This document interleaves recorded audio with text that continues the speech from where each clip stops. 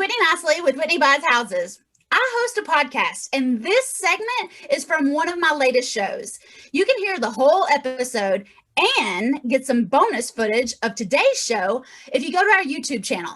All you gotta do is go to WhitneyBuysHouses.com, click on the link to subscribe. It's totally free, and you'll get lots more of Whitney throughout your week. Pretty soon, we're going to start recording more episodes. So call Whitney Buys Houses 865-309-4500 and let me know who you want me to interview next. 865-309-4500. Hey, y'all. This is Whitney Nicely with Whitney Buys Houses. Thanks for hanging out with me this morning. Today, we're going to chat about real estate investing in East Tennessee. So welcome to the 865 Investor Show. Let's get started. Woohoo! Ooh, today's guest is amazing. And I think you're going to learn a lot from this awesome investor, this community leader, and this smart small business owner.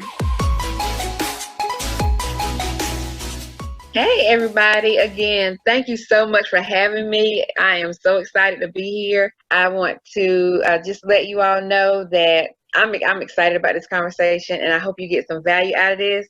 So let's go. Well, let's start about wholesaling. I haven't wholesaled properly in a few years. So tell me what's going on with wholesaling. Tell me, are yellow letters still working? Are you doing bandit signs? Winston-Salem? I mean, the whole state of North Carolina is hot. So tell me what you got going on and how you're getting deals. And I know, we talked a little bit about scaling and having consistent lead flow, but how do you get regular deals? I mean, calling anytime. What are you doing? So Whitney, let me tell you what I do. So I've developed what's called KISS, right? And that's an acronym that I coined, and it's called Keep It Simple, Sis, or Keep It Simple, Sir. Okay, for my fellas. So that's what I like to do. I like to keep it very, very simple. So I use my primary deal source. I know a lot of people talk about it, and I don't know if people really hone in on it and take it to heart. Driving for dollars. Ooh, driving for dollars. That is an old way to get leads. It is, and it still works. It works like a charm. And let me tell you why, in case people are wondering why that's one of the best ways. Number one is you get eyes on that property. You know what I'm saying? Like, you can see the distress firsthand.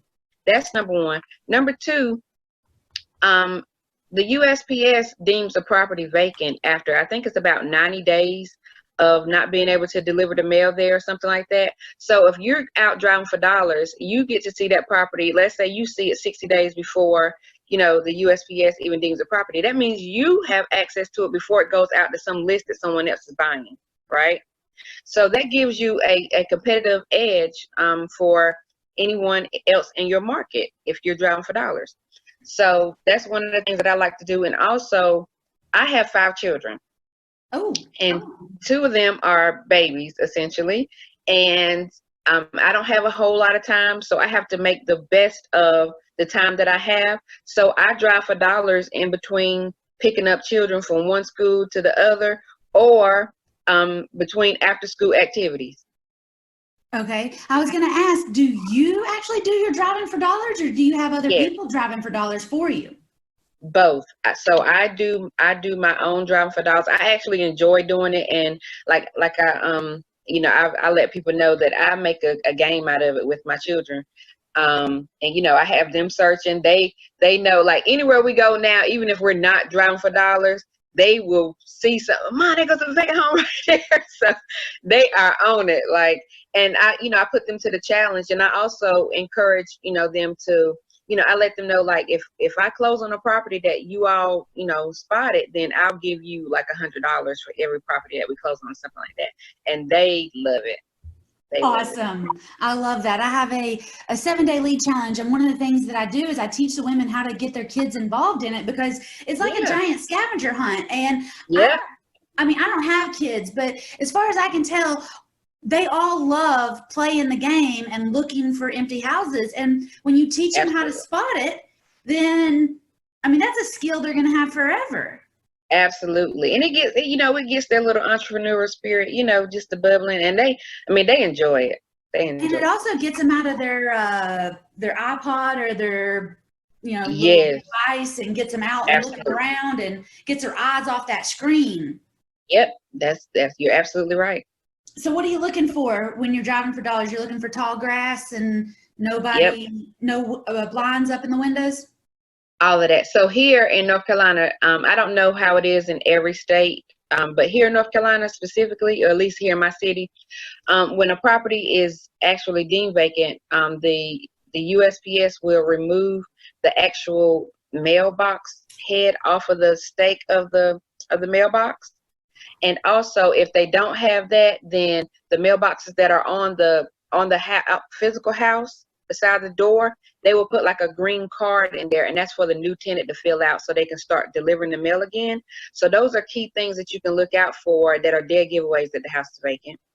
Man, I just spent like $60 getting a mailbox. You mean if I don't act like I'm there, they're going to take my $60 mailbox? I had no idea. If you live here, they will. Man, all right. Yeah. Well, that's something for the landlords to look out for too. Yep. So Okay. that's one thing. Here they use if there's a city code violation, they have big yellow either a stake in the yard, or there will be like a yellow sticker on the door or the window of the home. And of course, like you mentioned, tall grass, cars in the broken down cars in the driveway, tarps on the roofs, and let me tell you this too, all properties that are in distress, well, I'll say motivated homeowners the properties aren't necessarily like, raggedy, so to speak. So they can be vacant but in good condition. And I'll tell you, one of the deals that I closed, it was actually a property like that. He wasn't a landlord because he didn't have a tenant. The house he had gutted, and he just didn't have either the money or the desire to go in and finish the project. And I was driving for dollars, and if I could be candid with you, it was in a predominantly black neighborhood, but he was a white guy out mowing the lawn. So I knew that he didn't live there. I knew that, he had to be, owner of the home, but he didn't live there. So I rolled down my window and I waved at him, cut his lawnmower off, and we started talking. And I asked him, was he interested in selling the home? And he said, yeah, for the right price, I will. So we got to talking, and long story short, he kept the lawn manicured.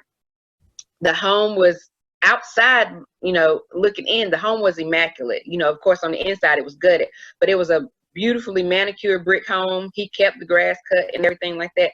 So there's, you will see things like that, and don't be afraid to talk to people, even neighbors. Like, oh my God, talk to people. You never know what you will find out. Like, I know a lot of people, they may feel, intimidated by that, but I'm telling you, you will come across all kinds of information, properties, contact information for those vacant homes. You will get all kinds of information if you would just step out of your comfort zone and talk to people. And people love to talk, y'all. I'm telling you, they love to talk.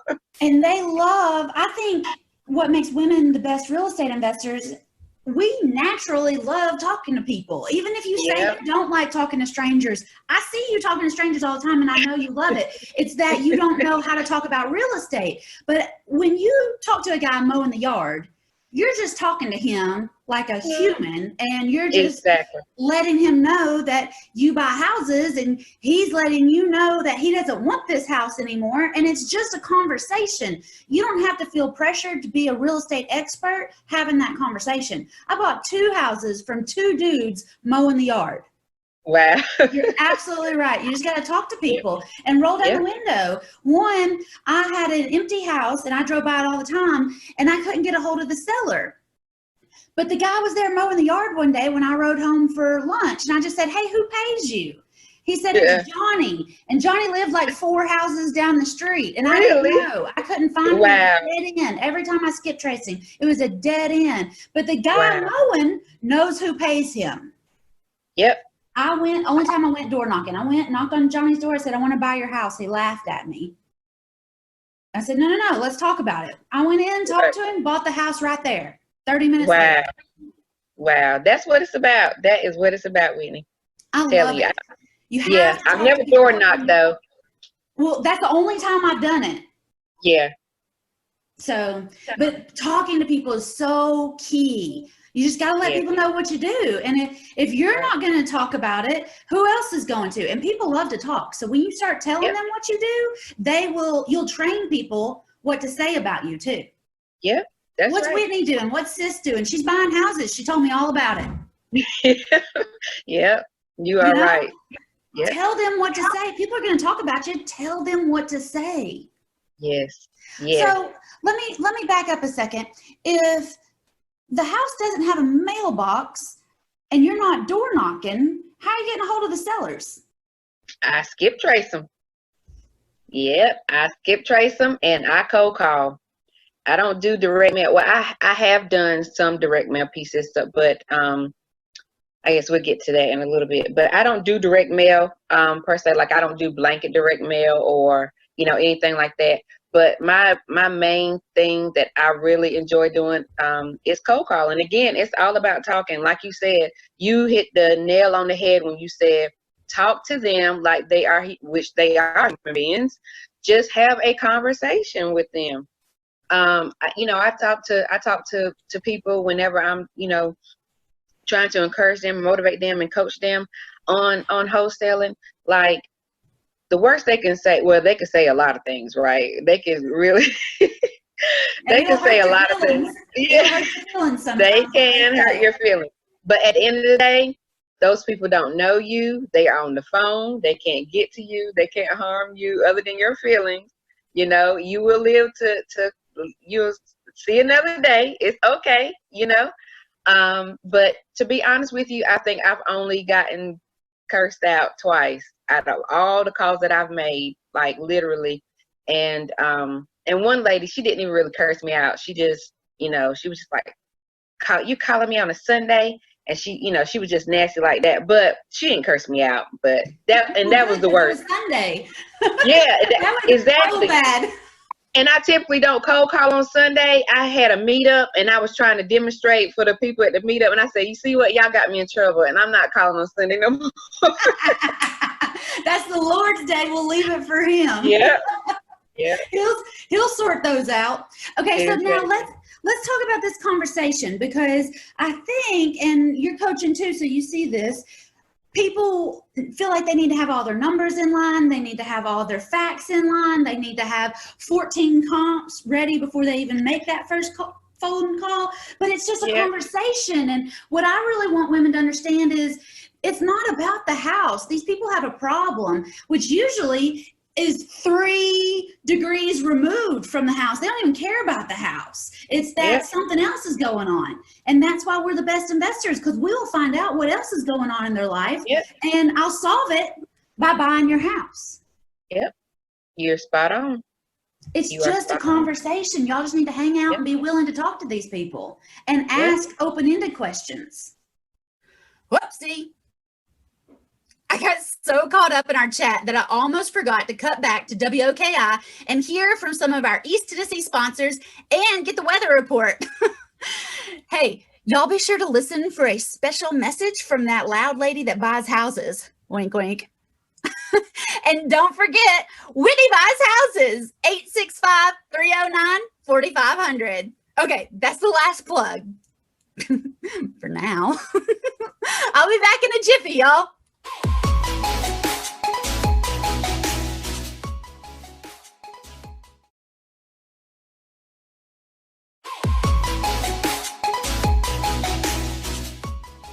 Hey y'all, I'm back. This is Whitney Nicely with Whitney Buys Houses.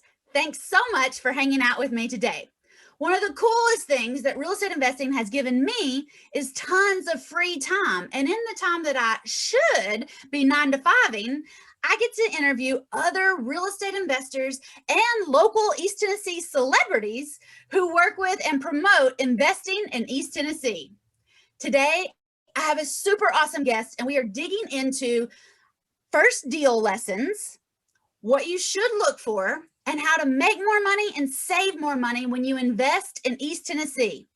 Remember, if you have a house to sell quickly in East Tennessee, call Whitney Buys Houses.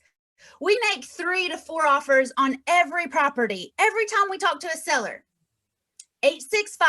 309-4500. Alrighty, now back to the show. Yep, you're spot on. It's just a conversation. Y'all just need to hang out and be willing to talk to these people and ask open-ended questions. Yes.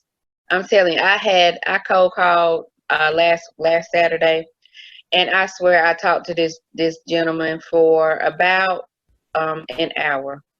He told me his whole life story, and I listened to every single bit of it. But it was interesting, but I talked to him, he talked to me.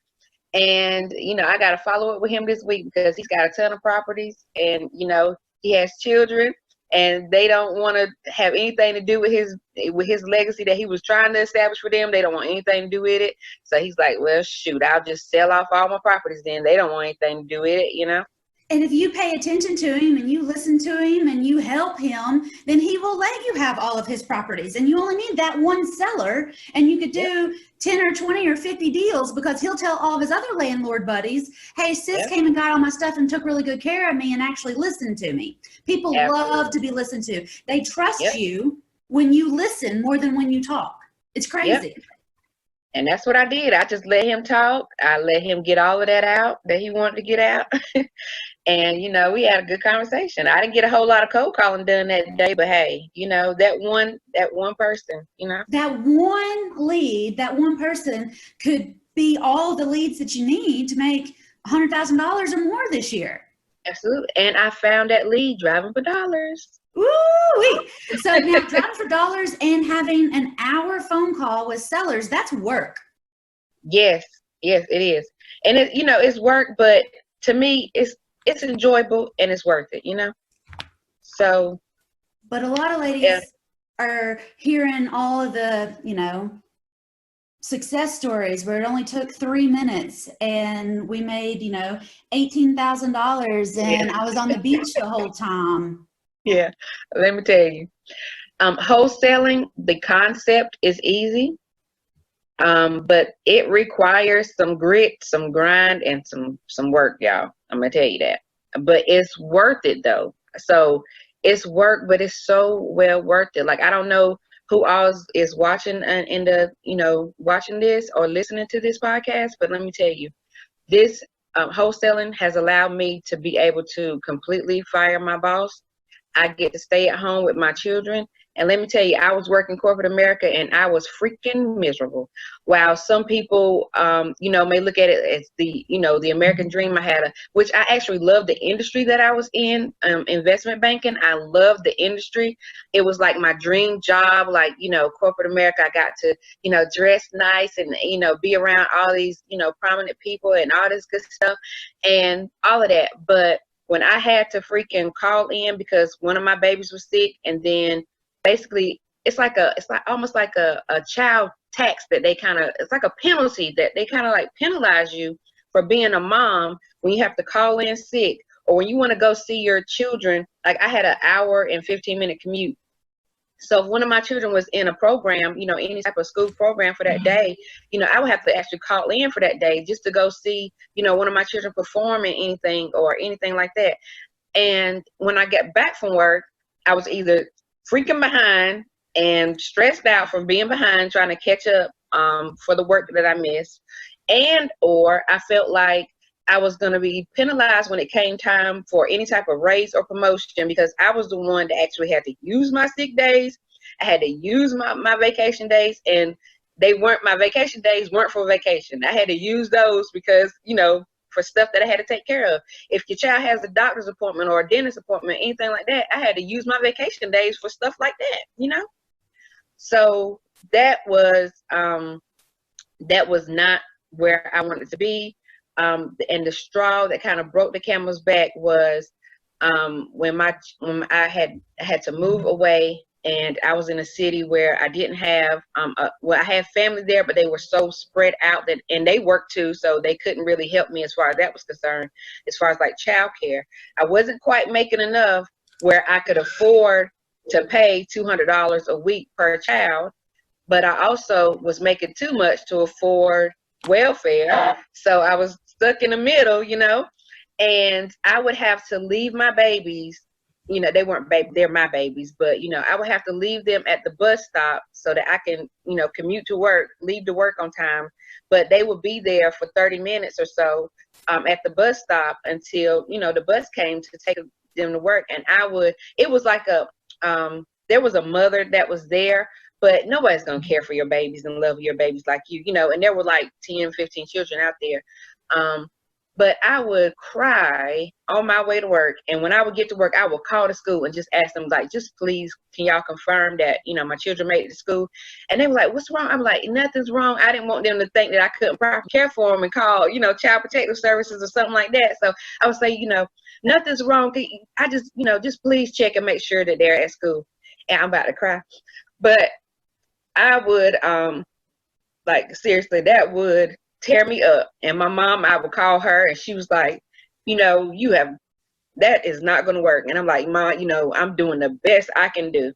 So when I finally got an opportunity to stop that, that's what I did. I'm sorry. No, don't apologize. Hey, crying is just like farting. You got to let it out or you'll explode. And I'm okay with crying. I'm a joint crier, though. I'll join you here in a second. But that has to be, I mean, no wonder it was the last straw, because I feel like that would have been the last straw for me. And that's what you got to do. You've got to take care of the babies and you've got to have things in line. So were you wholesaling while you were working, or did you quit cold turkey and then start wholesaling? No, so I was, the first thing that I started doing, you know, I was like putting money away. I was learning about wholesaling at that time, but I wasn't really as comfortable with it. And again, I was in a new city and everything. So the first thing I did was I started e-commerce first. So I started e-commerce. I had success from that. And then I went on to, like, I was having success with it, but I was still not like fulfilled, because it's very isolating, because everything is literally like online. There's like, I was selling on Amazon and there was like I really didn't have to deal with anybody. Amazon did everything, all the fulfillment, customer service, everything. The most I would have to do was send a few emails here and there. But that was so, like, you know, I'm an extroverted introvert, if that makes sense. So I have to have that burst of connection with people at certain times, at certain time points. And I wasn't getting that part. So I was not happy with that either. So that's when I started wholesaling. And I think, you know, when you start an e-com business, you start your own business and you start wholesaling, or you start wholesaling and then you start doing other things. Like, a lot of people do that. They're basically trying to figure out, how can I buy my freedom? How can I buy my time? Like, I'm willing to work, but which path am I going to take? And a lot of times you have to try a couple different things to figure out what you need. Do you need to be alone in your house all the time? No. Or will you feel like you're in prison if you're alone in your house all the time? Because being in real estate and being an entrepreneur, it's lonely. Nobody talks about how lonely it is, but like, I get jealous. My husband gets to go to work and he's, you know, mad because he got to go to work or whatever. I'm like, you get to talk to 10 people today, like real humans. Exactly. Yeah, exactly. Have a conversation with an adult. Yeah.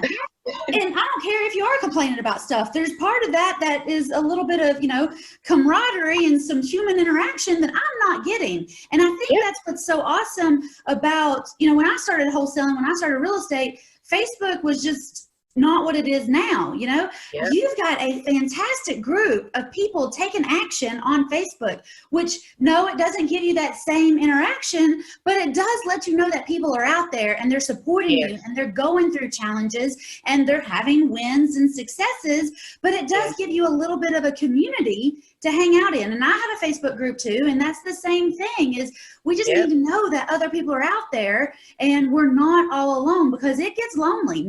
I'm not even at the top, and I'll tell you, it's lonely out here by yourself. Right. You are absolutely right. You are right. And you know, as women and just as people right now, we were raised in daycare with a room full of people. We were raised in school with a room full of people. Even homeschoolers do like co-ops so that they're around people, because people need people. Absolutely. And women, I mean, going back to our history, women used to raise all the kids together. Exactly. Like, I so miss that. I'm telling you, like, everybody in their own little box all the time, like we are now looking at a little box. yeah, you are right. You are so right. Like, I love the whole community feel, and I think that's why I'm so into my Facebook group and into like the smaller groups that I create. And again, that's one of the things, like you speak about women, like people in general, but women, we have like a special set of challenges that the men don't necessarily have or understand, and it's okay. It's okay that they don't understand to an extent. So that's why I wanted to create a platform to bring us together, like something just for us, and that's how Livewire came about. So tell me about Livewire. Oh my gosh! So again, WIRED is an acronym for Women in Real Estate Dominating. So last year we had some of the best ladies in the game that are absolutely killing it, 6, 7, 8-figure earners that came to the event, and they poured into these women. Like, we believe in giving like true value, not fluff, not hearing a whole life story or any of that. Like, they really came and delivered. It was in August of last year, which it'll be August of this year again, August 6th through the 9th. It was in Miami at an amazing boutique hotel. We had a pool party. It was like Livewired it's almost like a retreat as well as a conference. So I wanted to be something different. It's for women, right? So you know how we do, So I wanted the ladies to come, and while they were there getting educated, to 10x their business, their real estate investing business, or either learn, because some of them hadn't done deals yet. So we had something for everyone, for all spectrums of the learning process, right? So while they were there, we had top-notch food. We had pool parties. We had a all-white yacht party where we went out on a yacht, and oh my God, it was insane, Whitney. Let me tell you, I want you to come this year. I'm telling you, it's like no other event. And while I was putting the event together, I was pregnant. And at the time that I started, I think I was just in the business for 8 months. So I hadn't even ever been to a real estate event yet, right? So I had some ladies that came to me, and they were like, "You never been to a real estate investment, have you?" And I'm like, "No." It's like, I could tell. Like, people don't do this. Like, no one does this at events. And they were like, "I've paid $5,000 for an event, and we got a sandwich, and and that was it." So I wanted it to be something that was affordable, and something that would bring the women together and build bonds. And we built, like, the ladies. We built relationships, friendships. Like, some of them bonded up, and they actually travel to other events together now. I mean, oh my God. And the outpour of unsolicited reviews from that event, it was just heartwarming. I'm still receiving gifts from the ladies from that event. Whoops. I have to cut in right here and let WOKI catch us up on everything happening in East Tennessee this morning. Y'all don't go anywhere. We'll be right back with the 865 Investor Show.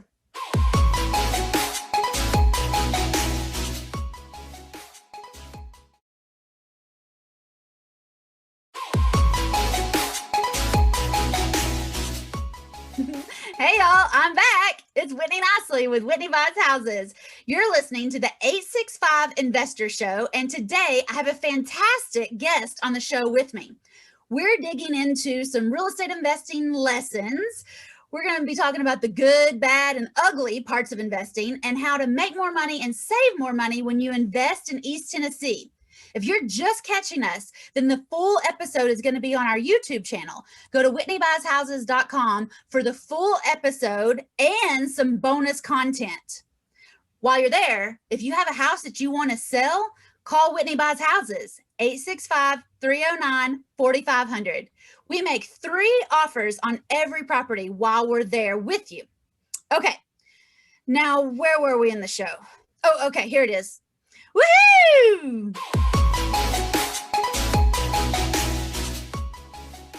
That's how my year went, and I was able to do 6 figures in my first year while I was pregnant with baby number 5.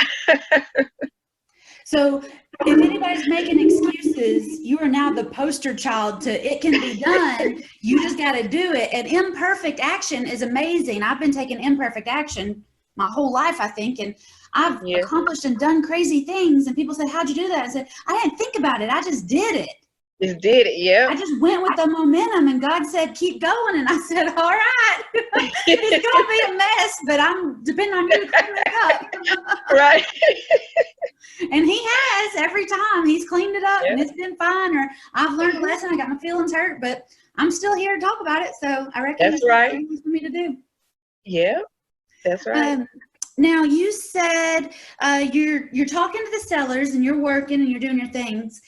Is there a magical phrase that you're listening to from the seller to know, oh, this is going to be a deal? This one is going to work. Or from the buyers, is there something that they say and you just know this one's good? As far as from the buyer side, it's not something they say, it's kind of something they do. So typically my buyers that are really interested, they tend to stay a little longer, right?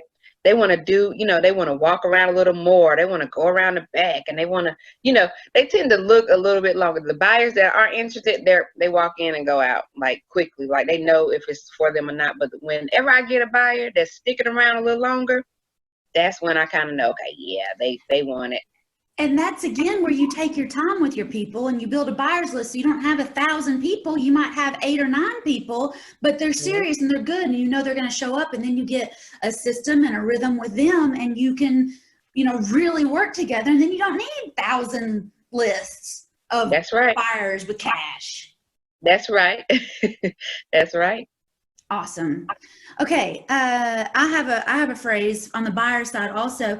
If the buyers ask me what the KUB, Knoxville Utility Board, what's the electric, basically, if they want to know what the electric is going to be, because I do lease options, and I buy with owner finance, I sell with lease options. I don't do much wholesaling anymore, but even when I was wholesaling, I would do assignments. So I would wholesale my lease option. So I would get an assignment and I'd get a tenant buyer in there. And whenever anybody asks me what the electric payment is, I know they're in. They're trying to calculate, can they make a monthly? The electric, they know what their Comcast bill is going to be, and can they eat? So they're trying in their head to see if they can budget it out. And if they don't ask me about the electric, then they're not going to call back, and I don't follow up with them, and I just don't care. But that's my super secret tidbit of the day. I'm wanting somebody to ask me about the electric. Yeah, okay. So you can keep that in mind too. Yeah. All right. Is there anything else you want to add, or do you have any advice for somebody who's trying to take imperfect action, somebody who's trying to get started? What would you tell those ladies to do? So absolutely. First things first, I would say to get educated. Whether you choose the YouTube route, which is not the route that I chose, but it works for some people. For me, I am an advocate of buying courses. I buy courses to learn whatever it is that I want to learn. That's what I do. So I bought a course, and I went in, and make sure, whenever you do decide to, if you decide to buy a course from someone, just make sure it's someone who's actually in the business and, doing deals and or at least have done multiple deals. I bought a course. I went head first in that course, and it was so thorough that it allowed me to just go step by step, just implement those steps. So don't try to, I don't know, I think it's a book or either a saying, I'm not sure, Whitney, I'm sure you've heard it, where it asks the question, how do you eat an elephant, right? So one bite at a time, and that's what I would encourage you to do. So don't look at the full picture. Just go one step at a time. And as long as you're following that map, like it's just like a map.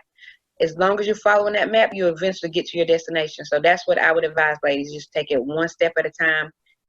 Just keep going, one step at a time, and you'll get there. I completely agree. I paid for my education, and I encourage people to pay for your education.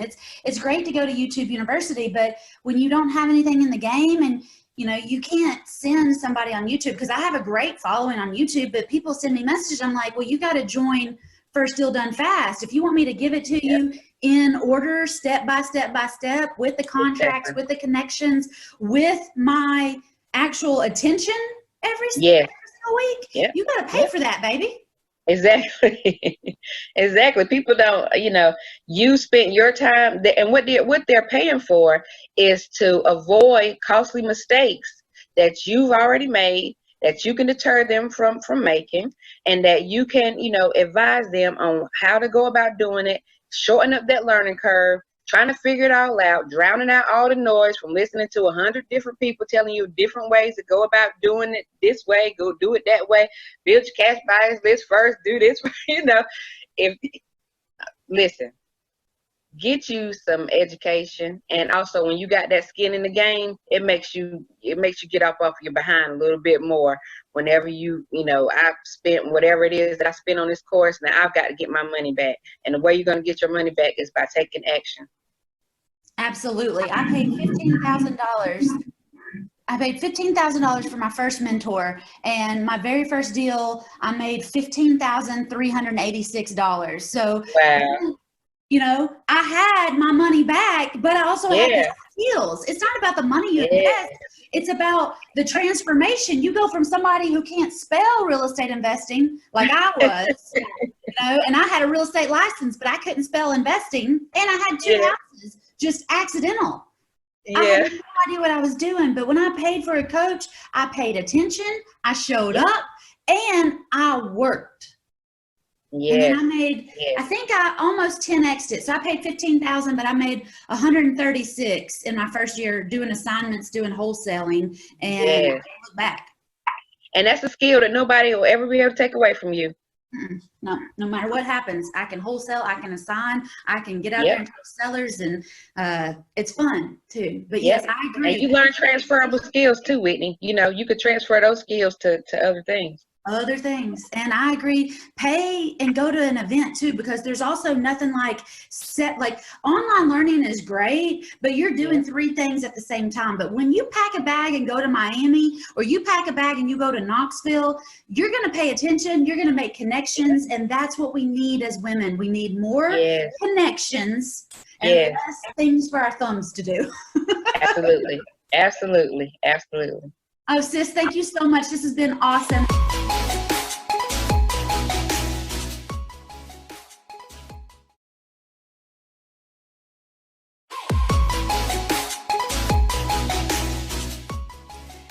It's Whitney Nicely with Whitney Buys Houses. I got to tell you that I haven't always been the real estate person that I am. I haven't been the real estate nerd that I am these days. And I haven't always been the principal broker of Whitney Buys Houses. It didn't start off that way for me. I went through a lot of trial and error. I went through a lot of mistakes. I learned a lot of lessons the hard way. And y'all, I'll never forget my first deal out on my own in 2014. The lease options, the owner financing, helping sellers across East Tennessee that had real problems and didn't want the regular real estate solution. Y'all, it was a whole new life when I figured out how I could help my East Tennessee neighbors in a different way than what was offered in the market. Y'all, I've been doing this since 2014. I've been taking over people's payments on properties that they didn't want. I've been creating owner financing solutions on houses that have been empty for years. And I've been making and closing on low cash offers for years. All right. This isn't my first rodeo. I've seen it. Whatever it is that you're dealing with, I'm here to help you. I really love helping the people of East Tennessee realize there's more ways to find real estate relief than just signing 18,000 pages in a contract that really benefits your listing agent. And you don't have to suffer through watching 42 people stomp through your house on a Sunday afternoon. Not all houses are show worthy. All right. You might have a house with a bunch of stuff in it, or it needs some fixing and flipping, or maybe it just needs some paint. Maybe we could put lipstick on a pig. But for whatever reason, you don't want to go through the regular real estate roller coaster. And I get it. All right. That's why I've been working with sellers creatively over the last couple years. The team at Whitney Buys Houses and we aren't like regular realtors. We are licensed, but we're not like that. We're not going for the listings. All right. We also aren't like your typical real estate investors. All right. We actually team up together with our sellers. We're going to listen to your actual problems. And sometimes that has nothing to do with the actual real estate. All right. And we're going to be able to solve these problems with you quickly. Every time we go to look at a property, we're going to make 3 offers. And we can make these offers over the phone if you want us to. Now, we would love to drive out to your property and make offers there. In fact, that's usually when we can give our best offers, is when we're with you. But if you want us to go look at it when you're not there, that's fine. People send us keys to properties all the time. We go look at it. We will call you back. We will always make at least 3 offers.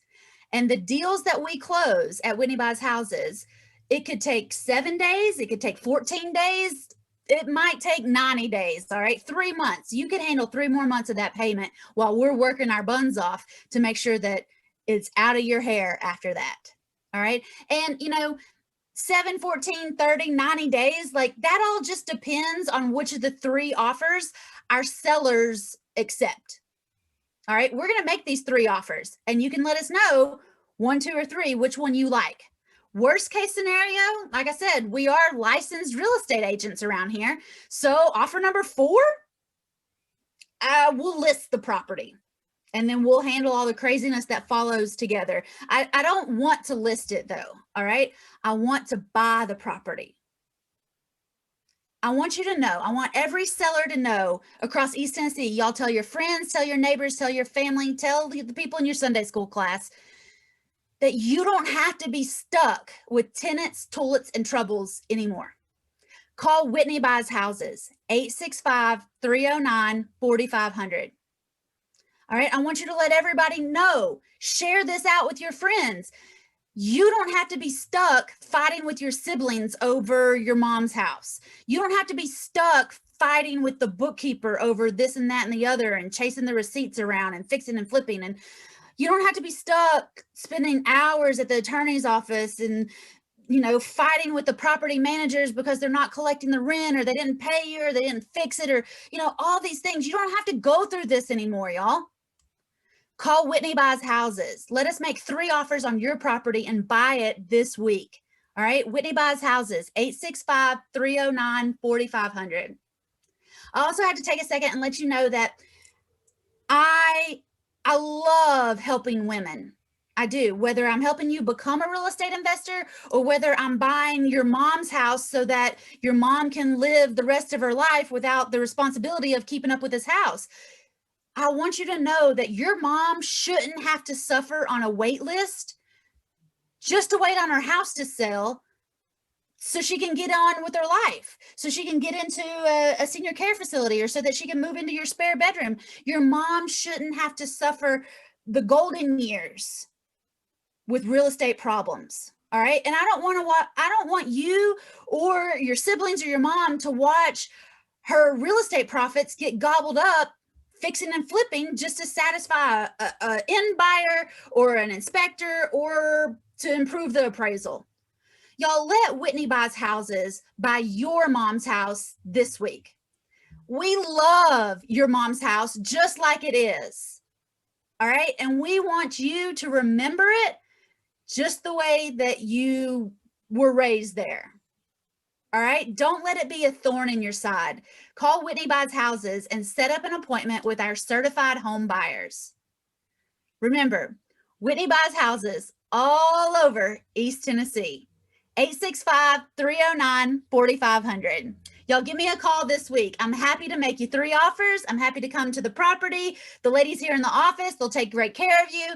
Check out our website, WhitneyBuysHouses.com. Subscribe to our YouTube channel. Y'all, please give us a call, 865-309-4500. And remember, Whitney Buys Houses. Thanks for listening to the 865 Investor Show. I will see you next week, or I'll talk to you next week, 6 a.m. on WOKI 98.7. All right, y'all have a fantastic week. Give us a call. Bye, y'all.